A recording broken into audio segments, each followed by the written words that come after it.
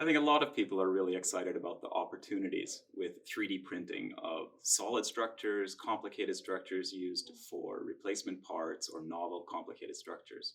A lot of people aren't aware that you can do the same thing with biological tissue. The opportunities with 3D printing of human tissue are enormous.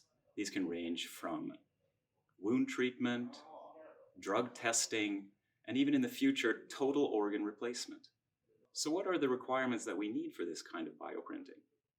First of all, we have to be able to pattern very minute details down to the size of an individual cell. We have to be able to do it very quickly and reliably. Also, this technology has to be cell-friendly, because those cells, they can be relatively delicate. So how are we going to do this? In the Brighter project, which is an EU-financed research project, Mycronic and its partners in Spain, Germany, and Israel are designing, building, and testing a novel light-based patterning technology that can create these kind of tissues. So we're using Mycronic's fast, accurate, acousto-optic patterning technology with advanced cell-laden bioinks that are light sensitive to create these very detailed structures.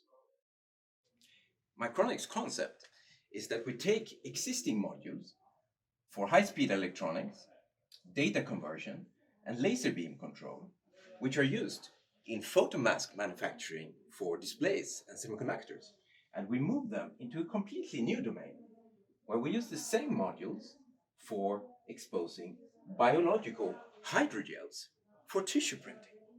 The main process is that we take a three-dimensional computer model of a biological tissue, and then we convert this into a series of instructions for how to move a laser beam, and at the same time control the light intensity of that laser beam.